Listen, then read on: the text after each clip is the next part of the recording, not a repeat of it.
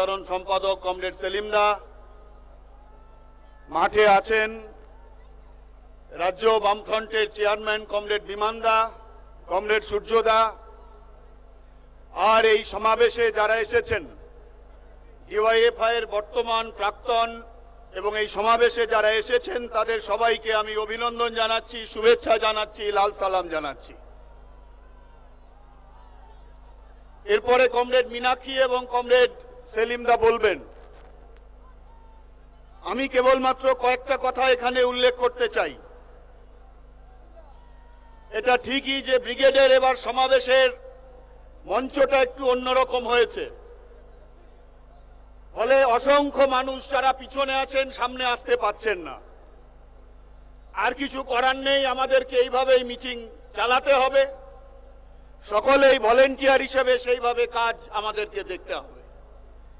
আপনারা একটু আগে শুনলেন এবং আমরা জানি যে নভেম্বর মাসের 3 তারিখে যেটা ডিওয়াইএফআই এর প্রতিষ্ঠা দিবস, সেই দিন কোচবিহার থেকে ইনসাফ যাত্রা বেরিয়েছিল।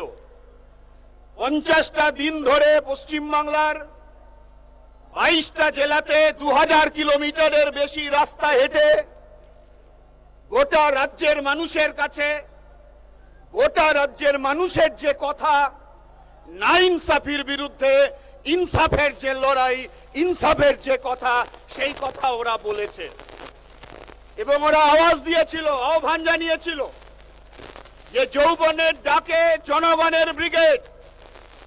আমি একজন ট্রেড ইউনিয়নের কর্মী, আমরা জানি যে যৌবনের ডাকে জনগণের এই ব্রিগেডে যেমন ছাত্ররা, যুবরা, তরুণ প্রজন্ম যেমন আছেন, কলে কারখানার শ্রমিকেরা আছেন, কর্মচারীরা আছেন, মাস্টার মশাইরা আছেন, গ্রামের কৃষক, ক্ষেত মজুর আছেন, বন্ধ কারখানার শ্রমিক আছেন, অসংগঠিত ক্ষেত্রের শ্রমিক আছেন, কাজ পাচ্ছেন না, রেগায় 2 বছর মজুরি বকেয়া পড়ে থাকা ক্ষেত মজুর আছে, গাঁয়ের দিন মজুর আছে, গরিব মানুষ আছে, গরিব মানুষ, গ্রামের গরিব মানুষ আছে, শহর বস্তির গরিব মানুষ আছে। এরা সবাই সাড়া দিয়েছে। ধ্রুব, মীনাক্ষী, কলতান সহ গোটা ডিওয়াইএফআই পশ্চিমবঙ্গ রাজ্য কমিটি যে আওয়াজ দিয়েছিল, আমরা সবাই এখানে সামিল হয়েছি। নতুন প্রজন্মকে সামনে রেখে গোটা পশ্চিমবঙ্গে বাম গণতান্ত্রিক আন্দোলনের যে পুনর্জাগরণের সম্ভাবনা তৈরি হয়েছে, সেই পুনর্জাগরণের সম্ভাবনাকে আগামী দিনে পশ্চিমবাংলা থেকে দুঃশাসনের রাজত্বকে খতম করার জন্য পশ্চিমবাংলাকে পুনর্জাগরণের যে লড়াই, সেই লড়াই আজকের ব্রিগেডের মাঠ থেকে শুরু হবে। আমরা সবাই মিলে সেই আশা করতে পারি। আমি যে কথা বলতে চাই, এখানে যুবরা বলেছে যে কাজের দাবিতে ওদের লড়াই। আমাদের আজকে রাজ্য এবং দেশের অবস্থাটা কি? বেকারের কাজ নেই, কাজ কোথায় হবে? অথচ লোকসভা নির্বাচনের আগে আমাদের দেশের প্রধানমন্ত্রী তিনি বক্তৃতায় বলেছিলেন, দেশবাসীকে ওয়াদা করেছিলেন যে मेरे सरकार दिल्ली में आने के बाद साल में 2 करोड़ नौजवान की बहाली होगी। মানে বছরে 2 কোটি করে বেকারের কাজ। আজকের কেন্দ্রীয় সরকারের দপ্তরগুলোতে, রেলে, ব্যাংকে, বিমাতে, কলে কারখানাতে, ইস্পাত কারখানাতে, কয়লা খাদানে, পোস্টালে, সমস্ত জায়গাতে নতুন কোনো নিয়োগ নেই। লক্ষ লক্ষ শূন্য পদ পড়ে আছে। আর ওর দেখে এই 14 তলার ভদ্র মহিলা বলেছিলেন হাম কিসি সে কম নেই। ও বলেছিল যে বছরে 2 লক্ষ করে বেকারের কাজ দেবে। অভিজ্ঞতা কি? পশ্চিমবাংলায় আমরা একটা হিসেব করেছি যে পশ্চিমবাংলার সরকারি দপ্তরগুলোতে, স্কুল কলেজগুলোতে, মানে রাজ্য সরকারের কোষাগার থেকে যাদের বেতন হয়, 6 লক্ষ শূন্য পদ পড়ে আছে। 6 লক্ষ শূন্য পদ যদি পড়ে থাকে, লেখাপড়া জানা ছেলেরা কোথায় কাজ পাবে? কলকারখানা পশ্চিমবাংলায় এই সময়ের মধ্যে তৈরি হয়নি। ওর রাজনৈতিক উত্থান হয়েছিল বাংলার যৌবনের স্বপ্নকে ধ্বংস করার মধ্য দিয়ে। গতকালকে বুদ্ধদার কাছে আমাদের যুব আন্দোলনের নেতৃত্বরা গেছিলেন। ওরা বলেছে সাংবাদিকদের কাছে, পশ্চিমবাংলায় বামফ্রন্ট সরকারের সময় এ রাজ্যের যৌবন একটা স্বপ্ন দেখেছিল, এ রাজ্যের অগ্রগতি ঘটবে, কাজ পাবে, আরে হিন্দু হতে পারে, মুসলমান হতে পারে, শিখ হতে পারে, ঈসাই হতে পারে, বাঙালি হতে পারে, অবাঙালি হতে পারে, বাংলা ভাষায় কথা বলতে পারে, অন্য ভাষায় কথা বলতে পারে, ছেলে হতে পারে, মেয়ে হতে পারে। কাজ কাজ কাজ কাজ হলো মানুষের জীবনের আসল কথা। কাজ বাদ দিয়ে অন্য কিছু হতে পারে না। বামফ্রন্টের সময় এ রাজ্যের যৌবন একটা কাজের স্বপ্ন দেখেছিল। বামফ্রন্টের সময় পশ্চিমবঙ্গের মানুষ তাদের ছেলে মেয়েদের জন্য একটা আশাবাদের স্বপ্ন দেখেছিল। আজকে পশ্চিমবঙ্গের নবান্নের 14 তলায় যিনি আছেন, পশ্চিমবঙ্গের যৌবনের সেই আশাবাদকে খুন করে দিয়ে দেশি বিদেশি ষড়যন্ত্রকারীদের সঙ্গে নিয়ে বাংলার আশাবাদকে খুন করে দিয়েছে। তাই ইনসাফ চাই, জবাব দিতে হবে। এখন বিধানসভায় তোমার সংখ্যাগরিষ্ঠতা আছে, দিল্লিতে সঙ্গে তোমার সেটিং আছে, মিডিয়া তোমার সঙ্গে আছে, কাঁড়ি কাঁড়ি দেশি বিদেশি টাকা আছে। এখন তুমি ভাবছো সাপের 5 পা দেখেছো, জনগণ শেষ বিচার, জনগণের আদালতে এই বিচার তোমার হবেই। কাজ কাজ কাজ চাই, কাজ নেই, কারখানা নেই। কারখানা যেগুলো ছিল কারখানা বন্ধ হয়ে যাচ্ছে। ওদিকে দিল্লির সরকার বেসরকারীকরণের নাম করে আমাদের রাষ্ট্রায়ত্ত ক্ষেত্রগুলোকে ধ্বংস করে দিচ্ছে। এখন তো নতুন ফর্মুলা এসেছে, এনএমপি এসেছে, আমাদের কি বলে ওই মনিটাইজেশন পাইপলাইন। সেই মনিটাইজেশন পাইপলাইনের মধ্য দিয়ে কল কারখানাগুলোকে নাম থাকছে ভারত সরকারের, ছাপটা থাকছে অশোক স্তম্ভের। কিন্তু আদানি আম্বানিদের মতো এই সমস্ত বড় বড় হাঙর তিমি মাছ রাঘব বোলদের কাছে দেশের সম্পত্তিগুলোকে বেচে দিচ্ছে। কোথায় কাজ পাবে বেকার যুবক?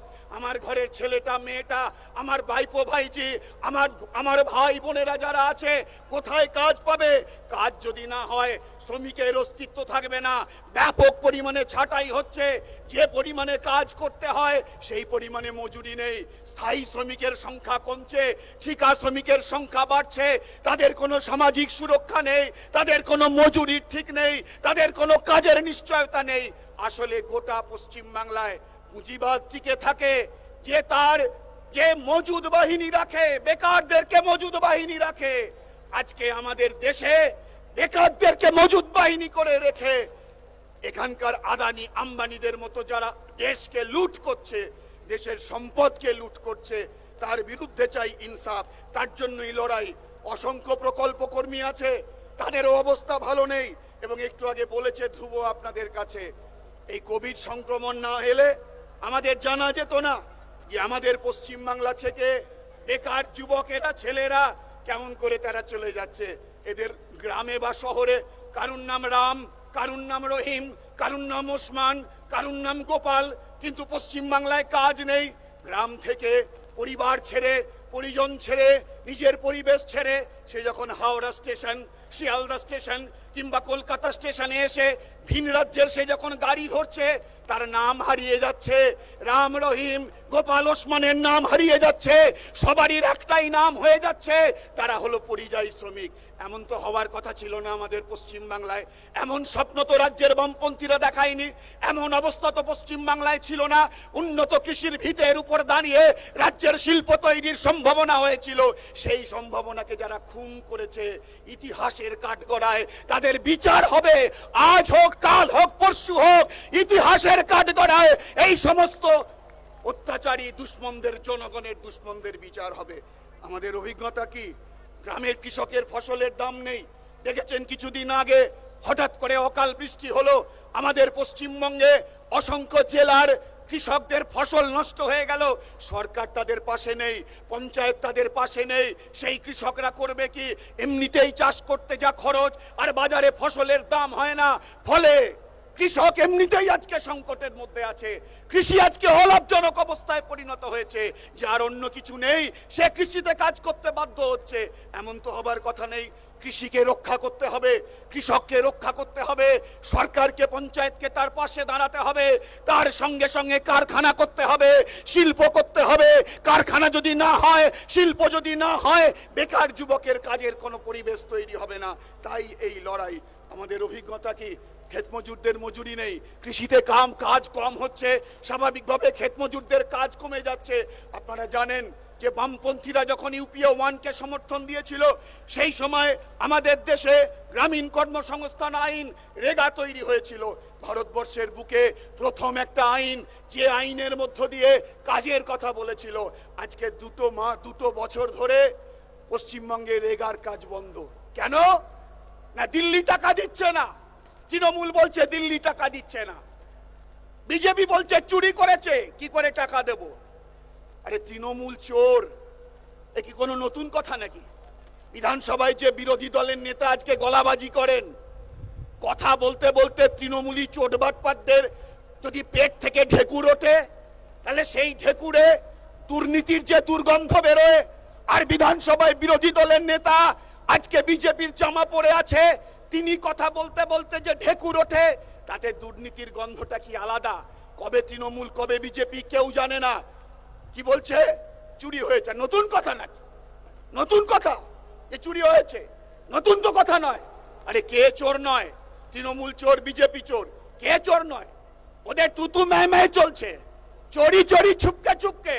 গ্রামের কৃষক ক্ষেত মজুর মরছে, আরে সব শালাই চোর, এরা আলাদা কিছু নয়। তৃণমূলটাও যেমন চোর, বিজেপিটাও তেমন চোর। কেন গ্রামের ক্ষেত মজুররা যারা 100 দিনের কাজ করতো, কেন তাদের কাজ হবে না? যদি দিল্লি টাকা না দেয়, তুমি কেন মামলা করছো না? সরকারি কর্মচারী মাস্টার মশাইদের ডিএ আটকানোর জন্য তুমি জনগণের পকেটের টাকা নিয়ে তুমি সুপ্রিম কোর্টে মামলা করতে পারো, আর 100 দিনের টাকা যদি তোমাকে আটকে দেয়, তুমি কেন মামলা করছো না? আসলে ওরা জানে আসলটা কি, আর বিজেপি বড় বড় ডায়ালগ মারছে।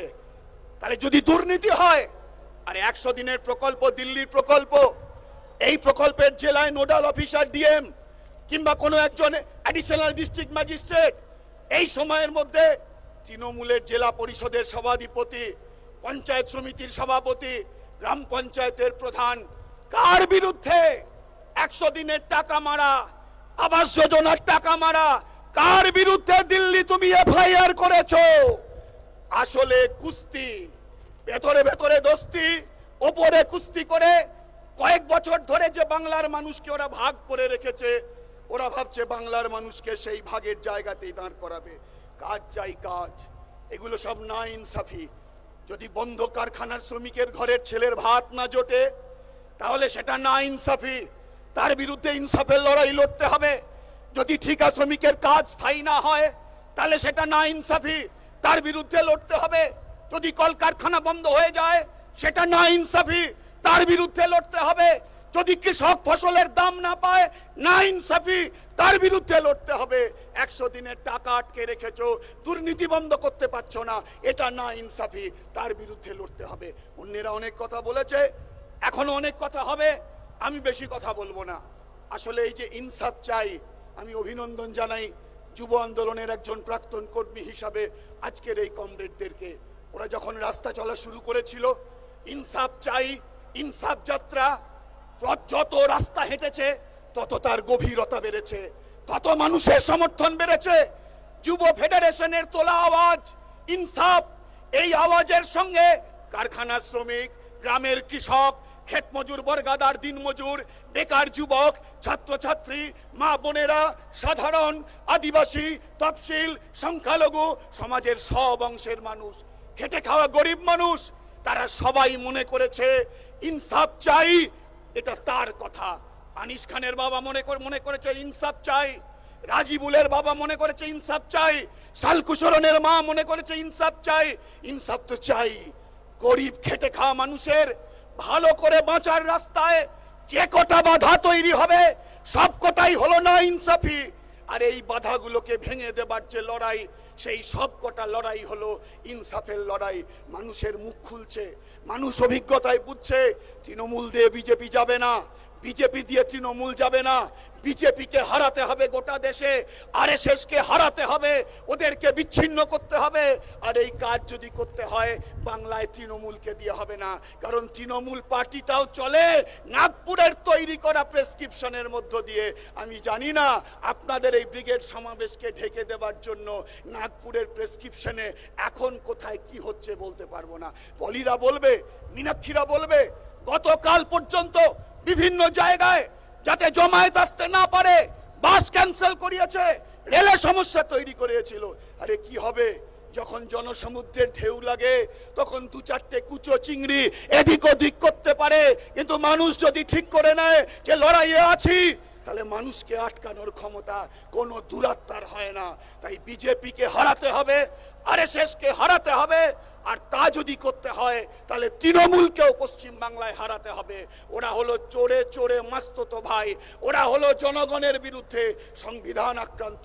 তাই আমার শেষ কথা হলো এই যে এখানে তেরঙ্গা ঝান্ডাটা ঝুলছে, উঠছে, আমাদের দেশের তেরঙ্গা ঝান্ডা। আজকে বামপন্থীদের দায়িত্ব হলো, আরএসএস বিজেপি এই তেরঙ্গা ঝান্ডাটাকে ভাঙতে চাইছে, ভারতের সংবিধানকে ভাঙতে চাইছে, ভারতবর্ষের বৈচিত্র্যের মধ্যে ঐক্যকে ভাঙতে চাইছে। এগুলো ভাঙতে চাইছে এই কারণে যে মানুষের মধ্যে যদি জাতের নামে, ধর্মের নামে বিভাজন করে দিতে পারে, তাহলে আদানিতন্ত্র, আম্বানিতন্ত্র কায়েম করা যাবে। আমরা আদানিতন্ত্রের বিরুদ্ধে, আমরা আম্বানিতন্ত্রের বিরুদ্ধে, আমরা ভারতের বহুত্ববাদী বৈচিত্র্যের মধ্যে ঐক্য, প্রজাতন্ত্রের পক্ষে। তাই মেহনতি মানুষের, ছাত্র যুবদের ভবিষ্যতের লড়াইকে জারি রাখার জন্যই আজকের বামপন্থীদের দেশের সংবিধান আর এই তেরঙ্গাকে রক্ষা করতে হবে। আজকে তেরঙ্গা রক্ষার দায়িত্ব বামপন্থীদের নিতে হবে, বামপন্থীরা সেই দায়িত্ব নিয়েছে। আজকে দেশ রক্ষার লড়াইয়ে এই ব্রিগেড প্যারেড গ্রাউন্ডের এই ঐতিহাসিক সমাবেশ, ডিওয়াইএফআই পশ্চিমবঙ্গ রাজ্য কমিটি 16টা বছর পরে আবার এই এত বড় সমাবেশ করেছে।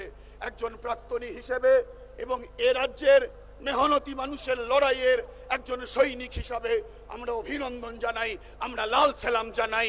এই ব্রিগেড আগামী দিনে পশ্চিম বাংলায় লড়াইয়ের নতুন বার্তা দেবে। সেলিমদা বলবেন, আমি একটাই কথা বলি, ব্রিগেডের এই কুল ছাপানো সমাবেশ, এবার ফিরে যেতে হবে বুথে, বুথে ব্রিগেড করতে হবে, বুথে তৃণমূল বিজেপির বিরুদ্ধে লড়াই করতে হবে, বুথে নিজেদের শক্তি তৈরি করতে হবে।